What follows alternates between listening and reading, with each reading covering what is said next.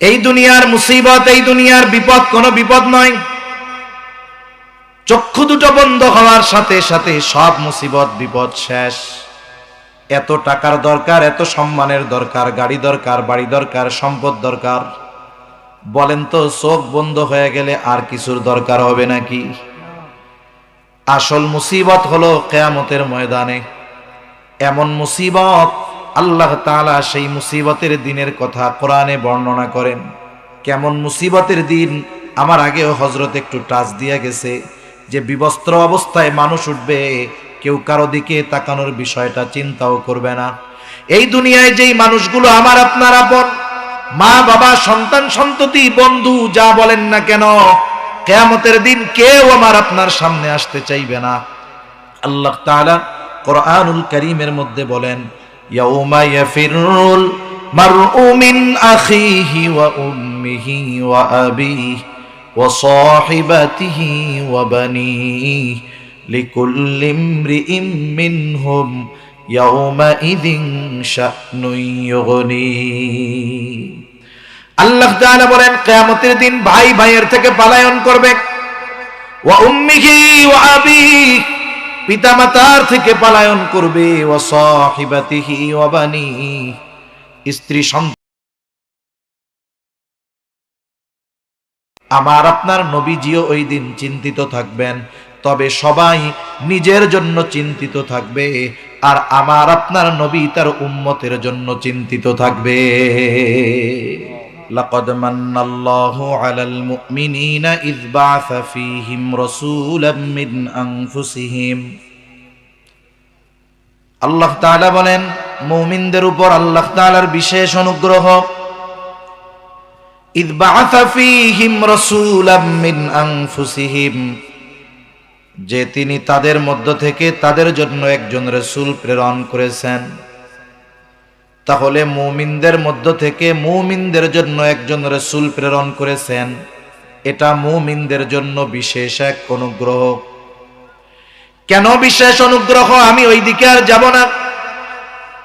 আল্লাহ তাআলা বললেন, মুমিনদের জন্য এই রাসূল, এই নবী হলেন বিশেষ অনুগ্রহ, তবে তিনি গোটা সৃষ্টি জগতের জন্যই রহমত। তবে মুমিনদের জন্য তিনি স্পেশালিটি, স্পেশাল অনুগ্রহ। আল্লাহ তাআলা এই জন্য কোরআনুল কারীমের আরেক জায়গায় বলেন, ওয়ামা আরসালনাকা ইল্লা রাহমাতাল লিল আলামিন। আল্লাহ তাআলা বলেন, আমি আপনাকে জগৎ সমূহের জন্য রহমত হিসাবে প্রেরণ করেছি। আলম এক বচন, আলামিন বহু বচন, তার মানে জগৎ একটা নয়, বহু জগতের স্রষ্টা হলেন আল্লাহ। আল্লাহ তাআলা বহু জগৎ সৃষ্টি করেছেন। আল্লাহ তাআলা যত জগৎ সৃষ্টি করেছেন সব জগতের জন্য হলেন রহমত। মুহাম্মাদুর রাসূলুল্লাহ সাল্লাল্লাহু আলাইহি ওয়াসাল্লাম। আবার পবিত্র কোরআনুল কারীমের সর্বপ্রথম সূরা, সবচাইতে যেই সূরার তিলাওয়াত বেশি হয়, প্রতি ওয়াক্ত ইমামের কেরাত, মুসল্লির কেরাত ইমাম পড়ে, একা যখন পড়ি প্রত্যেক রাকাতে নিজে সূরা ফাতিহা পড়ি। সূরা ফাতিহার শুরুতেই আমরা বলি আলহামদুলিল্লাহি রাব্বিল আলামিন। সূরা ফাতিহার শুরুতেই বলি আলহামদুলিল্লাহ, সকল প্রশংসা আল্লাহর জন্য। কে আল্লাহ? একটু বিশ্লেষণ করে আল্লাহই জবাব দেন, সকল প্রশংসা আল্লাহর জন্য, যিনি জগৎ সমূহের রব। যত জগৎ আছে সব জগতের প্রতিপালক রব হলেন আল্লাহ, আর যত জগৎ আছে সব জগতের রহমত হলেন মুহাম্মাদুর রাসূলুল্লাহ। গোটা কুল কায়নাতের সৃষ্টি জগতের এমন একটা ইঞ্চি জায়গাও নাই যেই জায়গার রব আল্লাহ তাআলা নয়। আছে এরকম একটা জায়গা যে আপনাদের এলাকায় 1 ইঞ্চি জায়গা আছে, এই ইঞ্চি জায়গার মালিক আল্লাহ না? এরকম আছে? যেমন গোটা সৃষ্টি জগতের রব আল্লাহ, গোটা সৃষ্টি জগতের রহমত হলেন মুহাম্মাদুর রাসূলুল্লাহ। এই জন্য নবী রহমাতুল লিল আলামিন হওয়ার কারণে গোটা সৃষ্টি জগতের সব সৃষ্টি উপকৃত হয়। কাফেররাও নবীজির কারণে উপকৃত হয়েছে। তাদের পাপাচার, অনাচার, অবাধ্যতার কারণে নবীজির কারণেই নগদে শাস্তি আসে নাই। সহিহ মুসলিমের থেকে একটা ঘটনা শোনাই আপনাদের। আবু জেহেল একদিন নবীজির সামনে আসছে। নবীজিকে শোনায় শোনায় আল্লাহ তাআলার কাছে দোয়া করতেছে। নবীজিকে শোনায় বলতেছে, আল্লাহ তাহলে আমাদের উপরে পাথর বর্ষণ করেন অথবা যন্ত্রণাদায়ক শাস্তি দেন। আবু জেহেল দোয়া করে কার কাছে? জবান খুলে বলেন তো।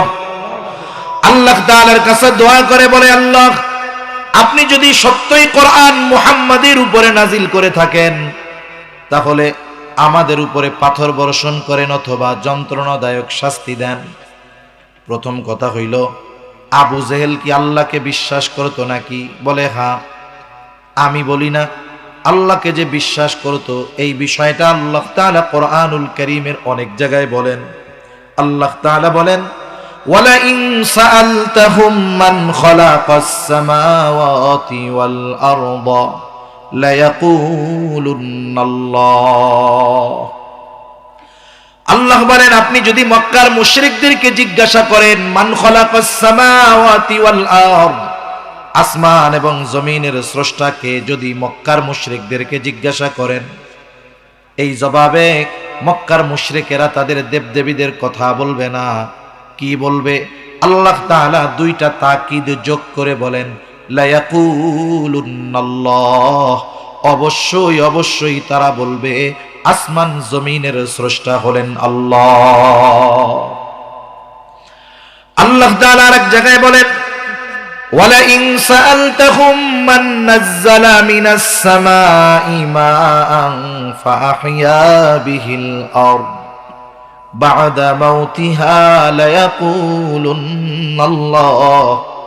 আপনি যদি তাদের কাছে জানতে চান, জিজ্ঞাসা করেন মান নাযালা মিনাস সামাই মাআ, কে আসমান হতে পানি বর্ষণ করে? শুধু তাই না, বর্ষিত এই পানি ফসল চাষাবাদের অনুপযুক্ত জমিন, ফেটে চৌচির হয়ে যাওয়া জমিন কে পানি বর্ষণের মাধ্যমে ফসল উৎপাদনের উপযুক্ত করে তোলে? ওরা ওদের দেবদেবীদের কথা বলবে না। কি বলবে? আল্লাহ তাআলা দুইটা তাকিদ যোগ করে বলেন, আপনার এই প্রশ্নের জবাবে তারা কি বলবে? লা ইয়াকুলুন্নাল্লাহ, তারা বলবে অবশ্যই অবশ্যই এইগুলো যিনি করেন তিনি কে? আল্লাহই পানি দেন, আল্লাহই এই জমিনকে, মৃত জমিনকে আবার জীবিত করেন, ফসল চাষাবাদের অনুপযুক্ত জমিনকে উপযুক্ত করে তোলেন। আল্লাহ রাব্বুল আলামিন আরেক জায়গায় বলেন, ওয়ালা ইন সাআলতাহুম মান খালাকাহুম লা ইয়াকুলুন্নাল্লাহ। আল্লাহ তাআলা বলেন, আপনি যদি তাদেরকে জিজ্ঞাসা করেন তাদের স্রষ্টাকে, তাদেরকে কে সৃষ্টি করেছে, আল্লাহ তাআলা আবার ওই একই কথা, লা ইয়াকুলুন্নাল্লাহ, অবশ্যই অবশ্যই তারা বলবে আমাদের স্রষ্টা হলেন আল্লাহ। এটা মক্কার মুশরিকদের আল্লাহর প্রতি বিশ্বাস। তবে বিষয় হলো, আল্লাহ তাআলার প্রতি এই বিশ্বাস থাকার পরেও এরা বেঈমান কেন, কাফের কেন? কারণ ওরা আল্লাহ তাআলার সাথে এমন কিছু শিরক করে যার কারণে তাদের এই বিশ্বাস মূল্যহীন হয়ে যায়, এজন্য তারা কাফের। আবার নবীজি আরেক জায়গায় এক হাদিসের মধ্যে আসছে, নবীজি বলেন আল্লাহ তাআলা আবু জেহেলের দোয়াও কবুল করেছে। বদরের দিন সকালবেলায় আবু জেহেল আল্লাহ তাআলার কাছে দোয়া করে, বলে আল্লাহ আজকে যারা হকের উপরে আছে, সত্যের উপরে আছে, আপনি তাদেরকে বিজয় দান করেন।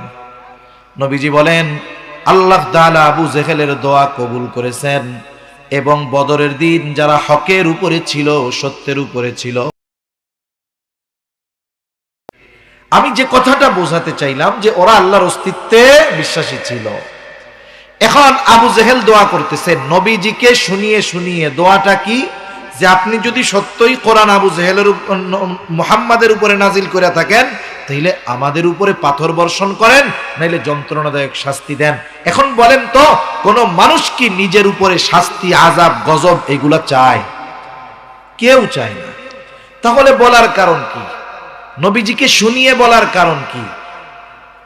নবীজিকে মূলত একটু তিরস্কার করা, একটু খোঁচা দেওয়া। যেমন অনেক সময় হয় দেখবেন, একটা মানুষ গরিব, দরিদ্র, অসহায় মানুষটা এখন ভালোভাবে শহরে গেছে, টাকা পয়সার মালিক হয়েছে, অশিক্ষিত ছিল, শিক্ষিত হয়েছে, এখন গ্রামের মধ্যে সর্বোচ্চ শিক্ষিত ব্যক্তি। এক সময় কি ছিল? সবচেয়ে মূর্খ, গরিব, অসহায়। এখন একটা মানুষের উন্নতি সবাই কিন্তু মেনে নিতে পারে না। উন্নতি দেখে কেউ খুশি হয়, কারো মনে হিংসা লাগে, ঠিক কিনা বলে? এখন মানুষ প্রশংসা করতেছে ওই লোকের, যে এক সময় কিছুই ছিল না, আল্লাহ তাকে এখন অনেক কিছু দিছে। আমাদের গ্রামের সবচেয়ে শিক্ষিত ব্যক্তি, ধনী ব্যক্তি। ওই ব্যক্তি এক সময় আর এক বাড়িতে কাম করত, যার বাড়িতে কাজ করত সে দূরে দূরে দাঁড়ায় শুনতেছে যে মানুষ ওই লোকের প্রশংসা করতেছে, যেই লোক তার বাড়িতে কাজ করত। এটা এখন আর তার ভাল লাগতেছে না। আগে সে সম্পদশালী ছিল, এখন তার প্রশংসা করতেছে। এখন মানুষের কাছে গিয়া বলে, তোমরা কার কথা কইতেছ? কে এত টাকাওয়ালা হইছে? কে এত শিক্ষিত হইছে? বলে অমক, ওই ব্যক্তি। এখন মানুষ অনেক সময় কয় না, অমকে এরকম হইছে, ওরে আল্লাহ, এই খবর শোনার আগে আমি মরলাম না কেন? এরকম বলার লোক তো আলহামদুলিল্লাহ, যে এই খবর শোনার আগে আমি মরলাম না কেন? আজরাইল যদি তখন এসে বলে মরতে মন চাই, চলো, কি বলবে? যে আসলে সত্যই মরতে চাই না, এমনি এমনি কইছি। আবু জেহেল চায় না তার উপরে পাথর বর্ষিত হোক, আযাব আসুক, কিন্তু নবীকে শুনায়া বলার কারণ কি? নবীকে একটু কষ্ট দিতে চায়। কেমন যেন আল্লাহর কাছে বলে, আল্লাহ, আমি হইলাম এই এলাকার সবচাইতে বড় নেতা, আমার টাকা পয়সার অভাব নাই, লোকবলের অভাব নাই, আর আপনি কোরআন নাজিল করছেন ওর উপরে, এইটা হওয়ার আগে আমি মরলাম নাকি? মূলত কি? নবীজিকে ছোট করতে চায়। নবীজিও বুঝে এইটা, নবীজিকে উদ্দেশ্য করে বলতেছে। আল্লাহর হাবিবকে এমন কথা বলছে, আল্লাহ তাআলা সাথে সাথে নবীজির জবান দিয়া ওহী পাঠায়া দিছে। কেমন যেন আল্লাহ তাআলা বলেন, ও আবু জেহেল রে, তুমি যেটা চেয়েছো তুমি সেটারই উপযুক্ত, তুমি আযাব পাওয়ারই উপযুক্ত। তবে কেন তোমারে আমি আযাব দেই না শোনো। আল্লাহ তাআলা আমার আপনার নবীর জবান দিয়ে বের করেন, নবীকেও বলেন, ও আমার হাবিব, ওরা আপনার সাথে যেমন আচরণ করে, যা বলে, তাতে শাস্তির উপযুক্ত, তবে কেন আমি শাস্তি দেই না? আল্লাহ তাআলা কোরআনুল কারীমের মধ্যে বলেন, ওয়ামা কানাল্লাহু লিয়ুআযযিবাহুম ওয়া আনতা ফীহিম। আল্লাহ তাআলা বলেন, আপনি যতক্ষণ তাদের মধ্যে আছেন, আপনি তো রহমাতুল লিল আলামিন। যেই জায়গায় রহমত আছে ওই জায়গায় আমি আল্লাহ আযাব দেই কেমনে? শুধুমাত্র আপনি তাদের মধ্যে থাকার কারণে আমি আল্লাহ আপনার সম্মানার্থে তাদের আযাব দেই না। তাহলে এমন আচরণের কারণেও কাফেররা নবীজির জন্য বেঁচে গেছে। ওই নবীর উম্মতের প্রতি দরদ মায়া, নবীজির কত মুহাব্বত, কত ভালোবাসা, এটা কল্পনাও করা যাবে না। কেমন ভালোবাসতেন নবীজি, যে যাকে ভালোবাসে তার জন্য চিন্তিত থাকে, ঠিক কিনা বলেন? নবীজিও উম্মতের জন্য চিন্তিত ছিলেন। আব্দুল্লাহ ইবনে আমর ইবনুল আস রাদিয়াল্লাহু তাআলা আনহু বলেন, আন্নান নাবিয়্য সাল্লাল্লাহু আলাইহি ওয়াসাল্লাম তাআলা মা কাউলাল্লাহি আযজা ওয়া জাল্লা ফি ইব্রাহিম আলাইহিস সালাম। এক মজলিসের মধ্যে সবাই বসা, নবীজি কোরআন থেকে ওই আয়াত তিলাওয়াত করলেন যা ইব্রাহিম আলাইহিস সালামের ব্যাপারে আল্লাহ নাজিল করেছে। কি নাজিল করেছে ইব্রাহিম আলাইহিস সালামের ব্যাপারে?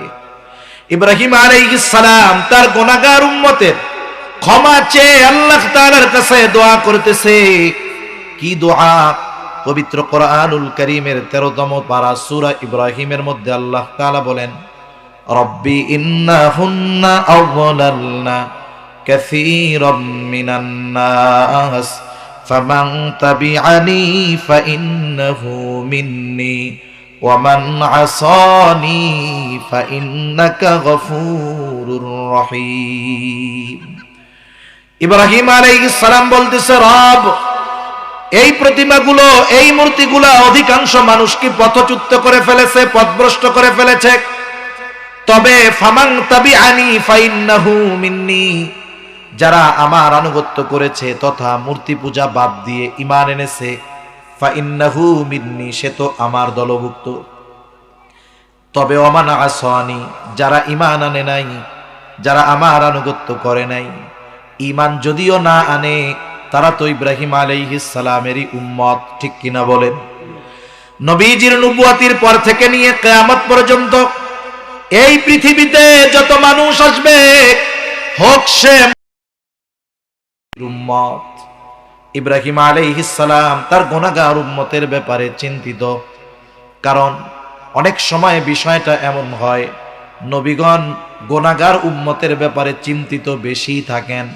যেমন একটা মানুষের যদি 4টা ছেলে থাকে, 4 ছেলের 3 ছেলে খুব ভালো, একেবারে ইমানদার, পরহেজগার, নামাজি, মুত্তাকি, আর একটা ছেলে সবচাইতে খারাপ। এই 3 জনের ভালোকে যদি একদিকে রাখা হয়, একজনের খারাপই তার চাইতে বেশি হবে। এখন বলেন তো, মা বাবা সব সময় ওই ভালো 3 জনকে নিয়ে বেশি চিন্তা করে নাকি খারাপটাকে নিয়ে চিন্তা বেশি করে? শুধু তাই না, যখনই আল্লাহর কাছে দোয়া করে বলে, আল্লাহ আমার এই ছেলেটা যদি ভালো হয়ে যাইতো, ওকে যদি ভালো দেইখা মরতে পারতাম, তাহলে মরেও শান্তি পাইতাম। এই চিন্তার কারণে, মোহাব্বতের কারণে, ভালোবাসার কারণে খারাপ হলেও ওর জন্য চিন্তা বেশি থাকে। কেন? বলে মা তো তার বাচ্চারে, সন্তানকে ভালোবাসে, বাপ তার সন্তানকে ভালোবাসে। এই ভালোবাসার কারণে খারাপ সন্তানের ভালো হওয়ার ব্যাপারে আল্লাহর কাছে বলে, ঠিক কিনা বলেন? বলেন তো, মা বাবা সন্তানকে যত ভালোবাসে, তার চাইতে নবী তার উম্মতদেরকে বেশি ভালোবাসে না কম ভালোবাসে? কোনো সন্দেহ আছে? কোনো সন্দেহ নেই। আসলে কে ভালোবাসে আমাদের? ভালো তো বাসে সে, মুসিবতে পাশে থাকে যে। আপনি মনে করেন এখান থেকে সুনামগঞ্জ গেছেন, একটা লোক আপনারে, শুধু আপনার এলাকার মানুষ আপনারে শুধু বলে, ভাই আপনারে খুব ভালোবাসি, আপনার জন্য জীবন দিয়া দিব। আপনার কানের কাছে এসে ভাই আপনার লাইগে জীবন দিয়া দিব। আপনি মনে করতেছেন, যাক পাইছি এমন এক লোক, আমারে যদি কেউ আঘাত করে সে আমার পাশে থাকবে, মুসিবতে পাশে থাকবে। তা আপনি এই লোকটাকে নিয়ে, যে আপনারে খুব ভালোবাসার গল্প দেয়, এর নিয়ে গেছেন সুনামগঞ্জ। সুনামগঞ্জ বাজারে, শহরে গেছেন, যে কোনো একটা অনাকাঙ্ক্ষিত ঝামেলা হয়ে গেছে, আপনি একটা মুসিবতে পড়ে গেছেন। মুসিবতে পড়লে কাছে থাকবে কে? যে সবচেয়ে বেশি ভালোবাসে, ঠিক না? আপনি চিন্তা করতেছেন, মুসিবতে তো পড়ছি, আমি তো একা না, সাথে আমার বন্ধুও আছে, ঠিক না? আপনি বন্ধুর সাহায্যের আশায় ডাইনে তাকায় দেখেন, বামে তাকায় দেখেন, পিছে তাকায় দেখেন, বন্ধু হাওয়া হয়ে গেছে। একটু আগে যে আপনারে বলছে আপনার জন্য জীবন দিতে তৈয়ার, এরই খবর নেই। এখন এই মুসিবত থেকে কোনো মতে বেঁচে বাড়িতে আসছেন, মোটর সাইকেল থেকে যেই নামছেন, ওই লোক দৌড়ে এসে হাজির, ভাই আপনারে খুব ভালোবাসি। আপনি এখন এর কি করবেন বলেন না? হাদিয়া দিবেন? হাদিয়া দিবেন হলো থাপ্পড় দিবেন, জুতার পিটা দিবেন, বলবেন চিটিংবাজ, মিথ্যুক, প্রতারক, বাটপার, তুই যদি সত্যিই আমাকে ভালোবাসতি, তাইলে ওই বিপদে যখন পড়ছি সব চলে গেলেও তুই আমার পাশে থাকতি, ঠিক কিনা বলেন? এই দুনিয়ার মুসিবত, এই দুনিয়ার বিপদ কোনো বিপদ নয়। চক্ষু দুটো বন্ধ হওয়ার সাথে সাথে সব মুসিবত বিপদ শেষ। এত টাকার দরকার, এত সম্মানের দরকার, গাড়ি দরকার, বাড়ি দরকার, সম্পদ দরকার, বলেন তো চোখ বন্ধ হয়ে গেলে আর কিছুর দরকার হবে নাকি? আসল মুসিবত হলো কিয়ামতের ময়দানে। এমন মুসিবত, আল্লাহ তাআলা সেই মুসিবতের দিনের কথা কোরআনে বর্ণনা করেন। কেমন মুসিবতের দিন? আমার আগেও হযরত একটু টাচ দিয়ে গেছে। কেউ কারো দিকে তাকানোর বিষয়টা চিন্তাও করবে না। এই দুনিয়ায় যেই মানুষগুলো আমার আপনার আপন, মা বাবা, সন্তান সন্ততি, বন্ধু, যা বলেন না কেন, কিয়ামতের দিন কেউ আমার আপনার সামনে আসতে চাইবে না। আল্লাহ তাআলা কোরআনুল কারীমের মধ্যে বলেন, ইয়াউমা ইয়াফিরুল মারউ মিন আখিহি ওয়া উম্মিহি ওয়া আবিহি ওয়া সাহিবাতিহি ওয়া বানিহি লিকুল্লি ইমরিইম মিনহুম ইয়াউমাইযিন শা'নুন ইউগনি। আল্লাহ তাআলা বলেন কিয়ামতের দিন ভাই ভাইয়ের থেকে পলায়ন করবে। ওয়া উম্মিহি ওয়া আবিহি, পিতামাতার থেকে পলায়ন করবে। ওয়া সাহিবাতিহি ওয়া বানিহি, স্ত্রী সন্তানদের থেকে পলায়ন করবে। সেই দিন প্রত্যেকটা মানুষ নিজের চিন্তায় বিভোর থাকবে, চিন্তিত থাকবে। আমার আপনার নবীজিও ওই দিন চিন্তিত থাকবেন, তবে সবাই নিজের জন্য চিন্তিত থাকবে, আর আমার আপনার নবী তার উম্মতের জন্য চিন্তিত থাকবে। আপনাদের মনে হয় কষ্ট হইতেছে, তাই না? ঘুম আসতেছে? বেশি সময় না, আমি শেষ করে দিব। একটু উঠা বসা না করে বসেন, আমি বেশি সময় আর কষ্ট দিব না। এমনিও ঠান্ডাও আছে, কুয়াশাও মনে হয় পড়তেছে, পানি তো টপ টপ করে পড়তেছে এই জায়গায়। তা ওই দিন নবীজি উম্মতের ব্যাপারে চিন্তিত থাকবেন। নবীজি এতটা চিন্তিত থাকবেন, তিনি এক জায়গায় স্থির থাকবেন না। নবীজি একবার দৌড়িয়ে চলে যাবেন হাউজে কাউসারের কাছে, না জানি তার কোনো উম্মত পানি পানে মাহরুম হয়ে যায়। আর একবার দৌড়ায় চলে যাবেন পুলসিরাতের কাছে, না জানি তার কোনো উম্মত পুল পাড়ি দিতে ব্যর্থ হয়ে যায়। আর একবার দৌড়ায় নবীজি চলে কাছে, না জানি তার কোনো উম্মত ওজনে ধরা পড়ে যায়। আর একবার চলে যাবেন জাহান্নামের কাছে, না জানি কোনো উম্মতকে জাহান্নামে দিয়ে দেওয়া হয়। আবার যখন উম্মতের জন্য সুপারিশের দরকার, নবীজি আল্লাহ তাআলার কাছে এসে সুপারিশ করবে। শুধু তাই না, হাসরের ময়দানে সব নবী জান্নাত অভিমুখে রওনা হয়ে যাবে। বিচার কার্য শেষ। বিচার কাজ শেষ হওয়ার পরে হয় আপিল। আপিল কোন সময় হয়? যখন রায় ঘোষণা হয়, এরপরেই না আপিল হয়। বিচার কাজ শেষ হওয়ার পরে আপিল হয়। এখন বিচার শেষ, ফয়সালা শেষ, সব নবী জান্নাত অভিমুখে রওনা হয়ে যাবে, জান্নাতের দোরগোড়ায় পৌঁছায় যাবে। তবে জান্নাতের দরজা খোলা হবে না, বন্ধ। জিজ্ঞাসা করা হবে, কি ব্যাপার, জান্নাতের দরজা খোলা হয় না কেন? বলে, যিনি আসলে খোলা হবে তিনি আসেন নাই। তিনি কোথায়? বলে, এখনো হাসরের ময়দানে আছে। কি করে? বলে, উম্মতের মাগফিরাতের চিন্তায় তিনি বিভোর। আল্লাহ তাআলা আমার আপনার নবীর হৃদয়কে উম্মতের জন্য এত ভালোবাসা দিয়ে ঢেলে দিয়েছেন, ওই কঠিন হাসরের ময়দানে আমার আপনার নবী ততক্ষণ জান্নাত অভিমুখে রওনা হবে না, যতক্ষণ না তার ওই উম্মত, যার মধ্যে যাররা পরিমাণ ঈমানও আছে, ওই ব্যক্তির ব্যাপারে যতক্ষণ জান্নাতের নিশ্চয়তা নবী না পাবেন, ততক্ষণ নবী নিজে জান্নাতের দিকে রওনা হবে না। অথচ হাসরের ময়দানে মানুষ কি বলবে জানেন? মানুষ বলবে, আল্লাহ, আপনি দুনিয়ার সব মানুষকে জাহান্নামে দিয়ে হলেও আমারে আপনি জান্নাত দিয়ে দেন। মানে আমাকে জান্নাত দেওয়ার বিনিময়ে আপনি দুনিয়ার সব মানুষকে জাহান্নাম দিয়ে দেন, তাও আমারে আপনি মাফ করে দেন। ওই কঠিন দিন বাপ চিনবে না, মা চিনবে না, কিন্তু ওই নবী তার উম্মতকে ভুলবে না। সুবহানাল্লাহ। সেই জন্য সব ইব্রাহিম আলাইহিস সালামও ভালোবাসে। ইব্রাহিম আলাইহিস সালাম আল্লাহর কাছে বলতেছে, ওয়া মান আসানি ফাইন্নাকা গফুরুর রহিম। যারা যে আমার আনুগত্য করে নাই, কেমন যেন বলে, আল্লাহ ও তো আমার উম্মত, আর আপনি তো গফুর, আপনি তো রহিম। আপনি যদি চান আমার ওই গুনাহগার উম্মতটাকেও আপনি মাফ করে দিতে পারে। মূলত মাফ চাইতেছে উম্মতের জন্য। وقال عيسى عليه السلام إن تعذبهم فإنهم عبادك وإن تغفر لهم فإنك أنت العزيز الحكيم। ঈসা আলাইহিস সালাম আল্লাহর কাছে বলে, ইন তুআযিবহুম ফাইন্নাহুম ইবাদুক, আয় আল্লাহ, আপনি যদি তাদেরকে শাস্তি দেন তারা তো আপনারই বান্দা। ওয়া ইন তাগফির লাহুম, আর যদি আপনি তাদেরকে মাফ করে দেন, ফাইন্নাকা আনতাল আজিজ, আপনি হলেন মহাপরাক্রমশালী, আপনি হলেন হাকিম, মহাপ্রজ্ঞাময়। তার মানে ঈসা আলাইহিস সালামও কেমন যেন বলে, আল্লাহ, আপনি যেহেতু মহাপরাক্রমশালী, আপনার গুনাহগার বান্দা আমার উম্মত গুলারে যদি আপনি মাফ করে দেন, কেউ আপনার কাছে জবাবদিহিতা চাইবে না। আয় আল্লাহ, আপনি আমার গুনাহগার উম্মত আপনার বান্দাগুলারে মাফ করে দেন। মূলত ঈসা আলাইহিস সালাম ও তার গুনাহগার উম্মতের জন্য আল্লাহর কাছে মাফ চাইতেছে। নবীজি এই দুই আয়াত তিলাওয়াত করেছেন। যখন তিনি দুই নবীর তার গুনাহগার উম্মতের ব্যাপারে দোয়া এই আয়াতগুলো তিলাওয়াত করলেন, এইবার নবীজির অন্তরের মধ্যে তার গুনাহগার উম্মতের মোহাব্বত, ভালোবাসা, দরদ উতলায়া উঠল। নবীজি কি করবেন, কি করলেন? বর্ণনাকারী বলেন, দুই হাত তিনি উঁচু করলেন।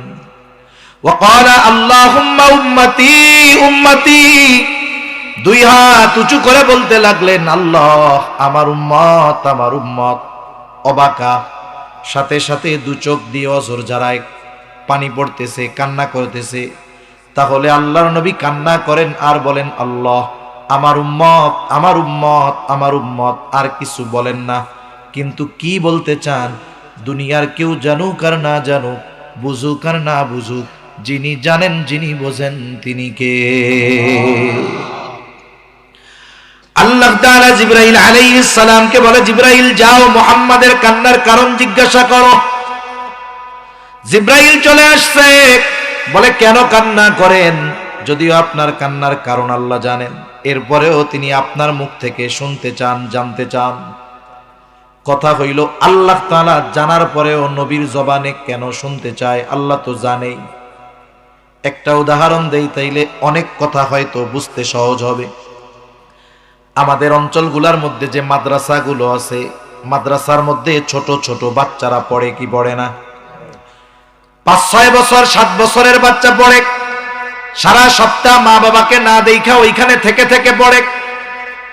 এইবার যখন বৃহস্পতিবার আসে, বৃহস্পতিবার আসরের পরে বিকালবেলা ছোট্ট একটা বাচ্চা হুজুরের সামনে গিয়ে কান্না করে। বৃহস্পতিবার বিকালে ছোট বাচ্চা হুজুরের সামনে গিয়া কাঁদতেছে, কিছু কইতে পারে না। বলেন তো, বৃহস্পতিবার বিকালে ছোট কোনো ছাত্র গিয়ে যদি হুজুরের সামনে কান্না করে, এই কান্নার কারণ কি? আপনারা কোন তো বাড়িতে যাইতো চায়, ছুটি চায়। আপনারা আমরা যেহেতু বুঝি, হুজুরে কান্নার কারণ মনে হয় বুঝে না। বুঝে? হুজুর আরো ভালো বুঝে, কিন্তু কিছু বলে না। উল্টা জিজ্ঞাসা না করো কেন? এইবার ওই বাচ্চাটার কান্নার গতি আরো বাড়ে। হুজুর বলে, যতই কান্না করো লাভ নাই, কি জন্য কান্না করতেছ ওইটা আগে মুখ দিয়া কও। এইবার ছোট বাচ্চা কান্না জড়িত কণ্ঠে বলে, হুজুর আমার মায়ের জন্য আমার বুকটা পুড়তেছে, কলিজাটা পুড়তেছে, একটু ছোট বোনটারে দেখতে মন চায়, একটু বাড়িতে যাইতে মন চায়, এই জন্য কাঁদতেছি, ছুটি দেন। এইবার হুজুর একটা হাসি দিয়া বলে, ঠিক আছে যাও, আগামীকাল সন্ধ্যার আগে আবার চলে আসবা। এখন কথা হলো, এই ছেলেটার কান্নার কারণ হুজুর জানার পরেও বোঝার পরেও কেন এর মুখ দিয়ে শুনতে চায়? বলে এই জায়গায় ওস্তাদ ছাত্রের একটা মহব্বত, ভালোবাসা কাজ করে। আল্লাহ তাআলা সব জানার পরেও কেন নবীজির জবান দিয়ে শুনতে চায়? কারণ এখানেও আমার আপনার নবীর প্রতি আল্লাহ তাআলার ভালোবাসা, মহব্বতের বহির প্রকাশ। এই জন্য আল্লাহ তাআলা আমার আপনার নবীর জবান দিয়ে শুনতে চায়। এইবার জিবরাইল আমিনকে পেয়ে আমার আপনার নবী প্রাণ খুলে উম্মতের ব্যাপারে সব বললেন। জিবরাইল আলাইহিস সালামও গিয়া আল্লাহর কাছে বললেন। আল্লাহ তাআলা বলেন, জিবরাইল যাও মুহাম্মদকে গিয়ে বলে দাও, আমি অচিরেই তাকে তার উম্মতের ব্যাপারে সন্তুষ্ট করব, আমি তাকে তার উম্মতের ব্যাপারে অসন্তুষ্ট করব না। অনেকগুলো হাদিস, এই ভালোবাসার হাদিস বলা যাবে, আমি বেশি লম্বা করব না বিধায় সংক্ষিপ্ত সারে বলি। দুনিয়ার সব হাদিস ঘটনা একদিকে রাখেন, কিছু কিছু সময় আছে, কিছু কিছু কথা, এক ব্যক্তির কথা 1000 ব্যক্তির কথার চাইতে মর্যাদাপূর্ণ হয়, বিশ্বাসযোগ্য হয়, ঠিক কিনা বলেন?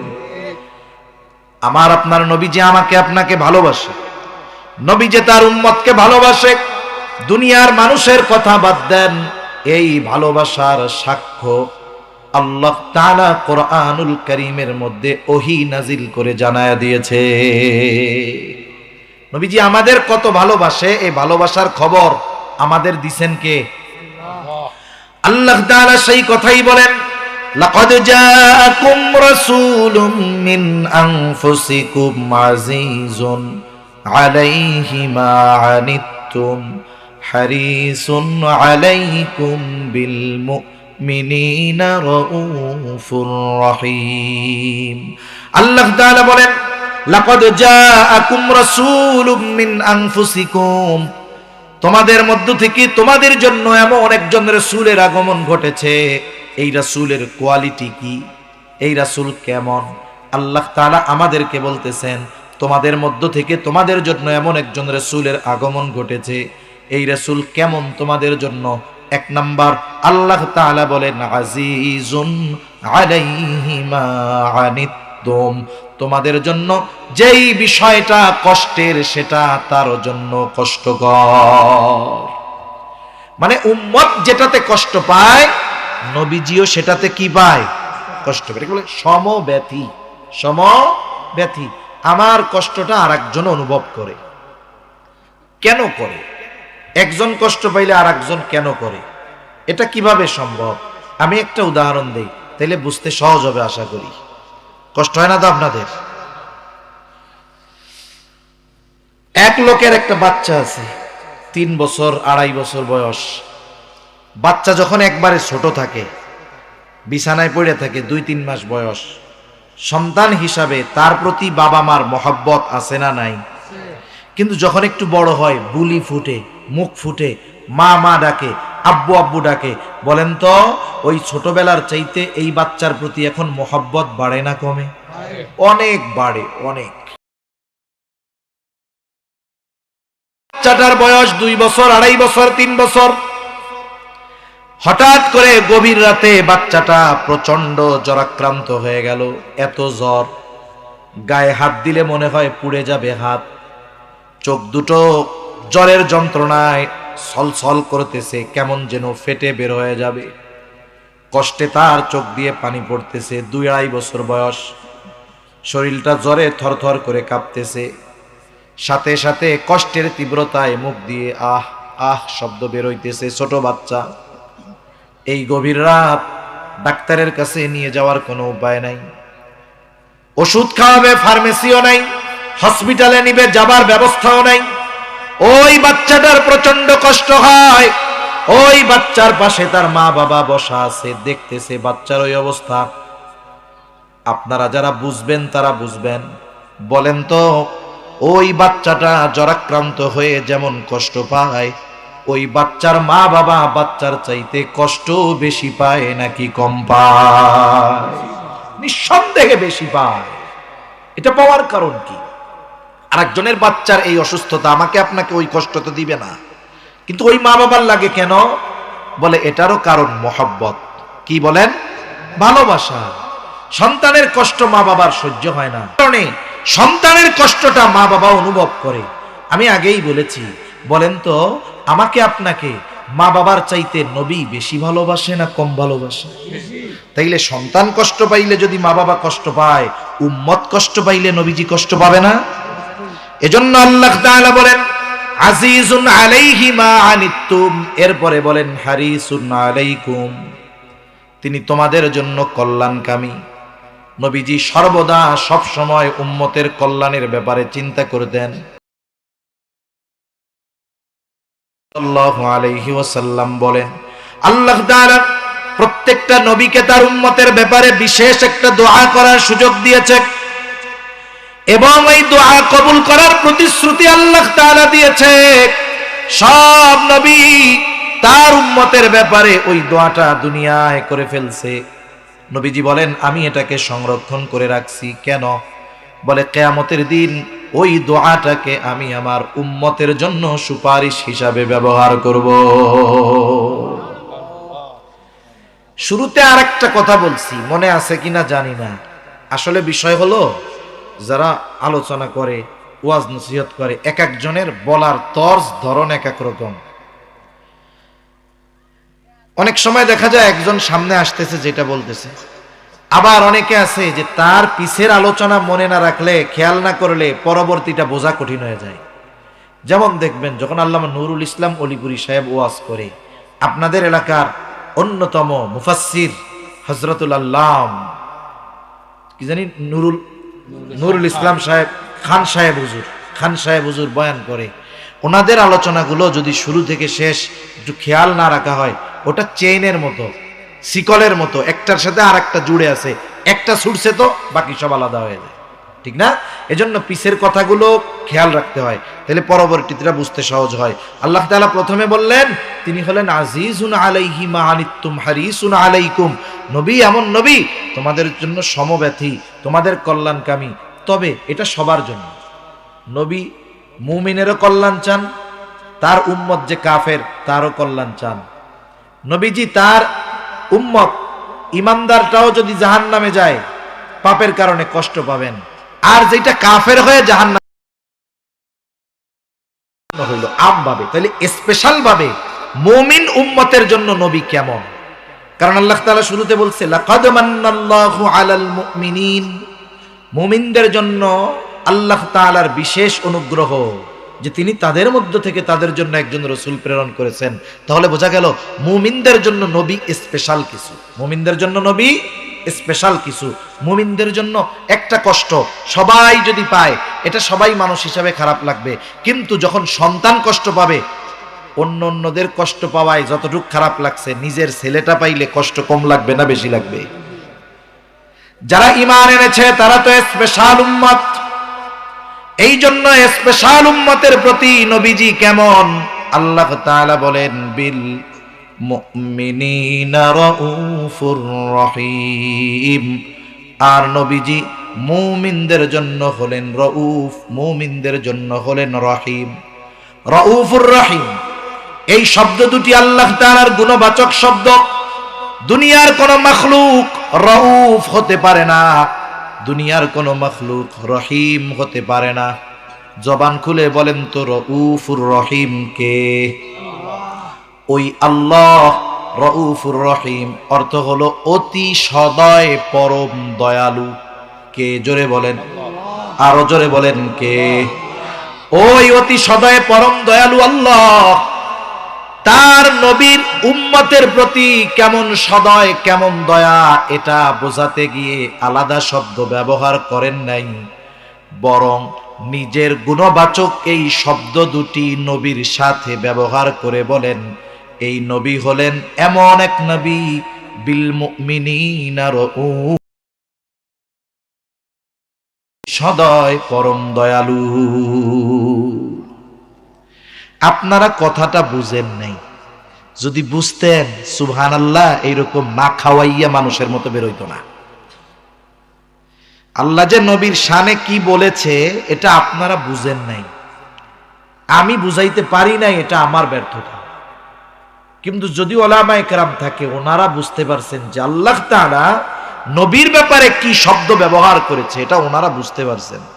যদি আপনারা বুঝতেন তাহলে সুবহানাল্লাহ ওই না খাওয়াইয়া মানুষের মতো বেরোইতো না, জবানটা খুলে বলতেন সুবহানাল্লাহ, যে নবীর ব্যাপারে আল্লাহ কি বলছে। আমরা আল্লাহকে বলি আল্লাহ আপনি রউফুর রহিম, আল্লাহ নবীজিরে বলতেছে আপনি রউফুর রহিম। সুবহানাল্লাহ বলেন। উম্মতের ব্যাপারে আপনি রউফুর রহিম। তাহলে নবীজির উম্মতের প্রতি কেমন ভালোবাসা বুঝতে বাকি আছে? এখন বলেন, যিনি আমাদেরকে এত ভালোবাসেন, যিনি আমাদের এত মহব্বত করেন, তার এই মহব্বতের প্রতিদান দেওয়ার দরকার আছে না নাই? যে দিবে সে তো ভালো, যে না দিবে ওইটা তো মির্জাফর, ঠিক কিনা বলেন? এখন নবীজি আমাদেরকে এত ভালোবাসেন, আমাদেরও নবীজিকে ভালোবাসতে হবে। নবীজি আমাকে আমার জীবনের চাইতে বেশি ভালোবাসে, আপনি আপনাকে কত ভালোবাসেন তার চাইতে নবী বেশি ভালোবাসে। নবীকেও এই জন্য আমার আপনার নিজের জীবনের চাইতে বেশি ভালোবাসতে হবে। নবীকে ভালোবাসবো কেমনে? সব সময় তো জীবন দেওয়ার সুযোগ নাই। আবু বকর নবীকে সামনে পেয়েছে, নিজের সব সম্পদ এনে নবীর সামনে রাখছে।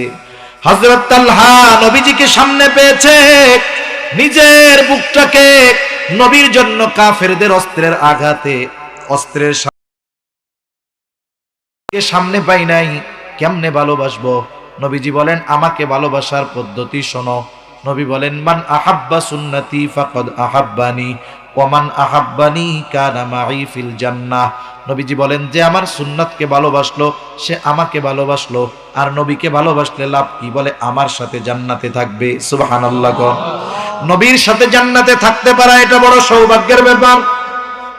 হযরত আনাস রাদিয়াল্লাহু তাআলা আনহু বলেন, এক বেদুইন গ্রাম্য সাহাবী নবীজির কাছে এসে প্রশ্ন করতেছে, ইয়া রাসূলুল্লাহি মাতাস সাআহ, হে আল্লাহর রাসূল, কিয়ামত কখন হবে, কখন আসবে?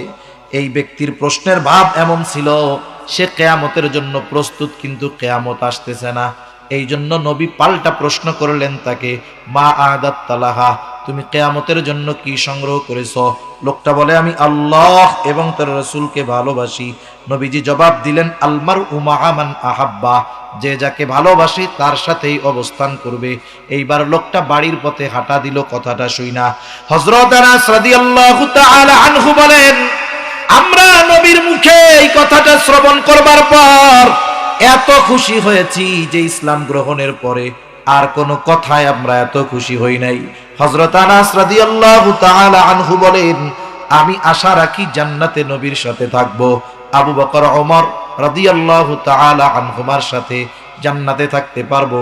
যদিও তাদের দুইজনের মতো আমল করতে পারি নাই, কিন্তু তাদের যেহেতু মহব্বত করি, নবীকে যেহেতু সর্বোচ্চ মহব্বত করি, আশা করি জান্নাতে আমি তাদের সাথে থাকতে পারবো।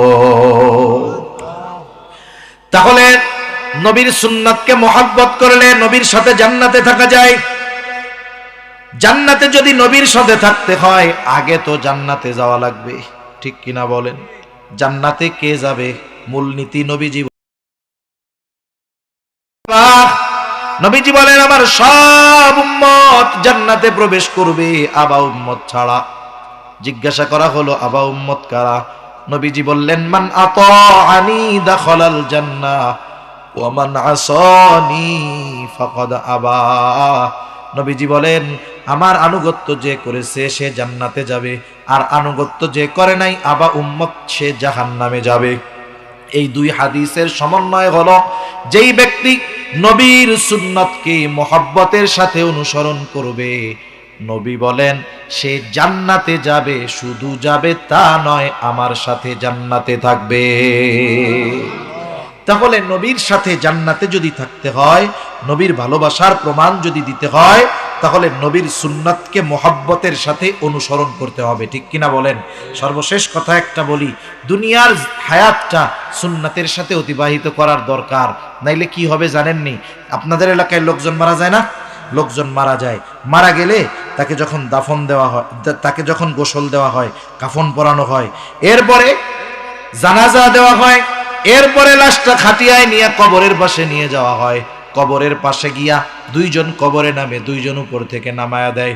এই লাশটা যখন কবরের মধ্যে রাখা হয়, এই সময় একটা দোয়া পড়ে, বলে কি দোয়া? বিসমিল্লাহি ওয়া আলা মিল্লাতি রাসূলিল্লাহ। কম বেশি সকলের জানা আছে, ঠিক কিনা গণ? এই দোয়ার মধ্যে কি বলে? মূলত এই দোয়ার মধ্যে ওই ব্যক্তির ব্যাপারে আল্লাহকে বলা হয়, আল্লাহ, আপনার নামে এমন একজন ব্যক্তিকে এখন কবরে রাখতেছি, যার গোটা জীবন সুন্নতের উপরে চলেছে, যে মরার সময় সুন্নাতের উপরে ছিল, এখন তাকে যখন কবরস্থ করতেছি সুন্নাতের উপরে আছে। কত সুন্দর কথা! দেখা গেল এই দোয়া পড়ে যাকে কবরে রাখা হলো, জীবনে সুন্নতের ধারের কাছে যায় নাই, না তার কর্মে সুন্নাত ছিল, না তার লেবাসে সুন্নাত ছিল। এখন বলেন তো, ওই ব্যক্তির ব্যাপারে যদি এই দোয়া পড়ে কবরে রাখা হয়, ওই ব্যক্তির ব্যাপারে এই দোয়া, এই কথাটা সত্য হবে নাকি মিথ্যা হবে? একটু চিন্তা কইরেন বাড়িতে গিয়া। যারা মাইকে শুনতেছেন ঘরে শুয়ে শুয়ে, তারা এখনই চিন্তা শুরু করেন। কি চিন্তা করবেন? চিন্তা কইরেন, মরণ কার কখন আসে বলা যায় না, ঠিক কিনা বলেন? এখান থেকে আমি আমার বাসায় ফিরে নাও যেতে পারি, এটাই বাস্তবতা। একটু চিন্তা কইরেন এইটা, যে আমি যদি এখন মারা যাই, আমার ব্যাপারেও তো কবরে রাখার সময় ওই দোয়াটা বলবে, আমার ব্যাপারে ওই কথাটা, ওই দোয়াটা সত্য হবে কিনা? যদি এখনই মইরা যাই, এখনই যদি আমার ব্যাপারে এই দোয়াটা সত্য হয়, তাইলে আমি কামিয়াব। আর যদি কবরে রাখার সময় দোয়াটা আমার ব্যাপারে মিথ্যা হয়, একটু চিন্তা কইরেন, কবরে রাখার পরে নতুন এক সফর। মানুষ মারা যাওয়ার মাধ্যমে সবকিছু শেষ হয়ে যায় না, বরং নতুন আর একটা শুরু হয়, ঠিক কিনা বলেন? অনন্তকালের সফর শুরু হবে। ওই সফরের প্রথম ঘাঁটি হইল কবর। ওই সফরের প্রথম ঘাঁটি হইল কবর। কবরে যেন আরামে থাকতে পারে, এই জন্য হলো ওই কথাটা হলো সত্যায়ন, যে আল্লাহরই এমন এক বান্দাকে কবরে রাখতেছি যে নবীর রঙে রঙ্গিত। এখন দেখা গেল ওকে কবরে রাখার পরে আসলে ও নবীর সুন্নাতের সাথে কিছুই ছিল না। আমাদের বাংলাদেশেও দেখবেন সরকারি কাজকর্মের জন্য অনেক সময় সত্যায়ন লাগে, কি লাগে না? অনেকে সত্যায়ন করতে গিয়া নিজেই অফিসার হয়ে যায়। এখন যদি গভর্নমেন্টের লোক টের পায় যে এই সত্যায়ন ও নিজে কইরা, কি হবে বলেন? কারণ এই সত্যায়নটা সত্য না মিথ্যা? এখন ওই যে ওর নামে সত্যায়ন কইরা কবরে রাখলো, আসলে সুন্নতের খবর নাই। কয় আল্লাহ সুন্নতের উপরে ছিল, সুন্নতের উপরে মরছে, এখনো আছে, আপনার নামে এই লোকটারে কবরে রাখলাম। তাহলে আমার আপনার অনন্তকালের সফরের প্রথম ঘাঁটি কবর।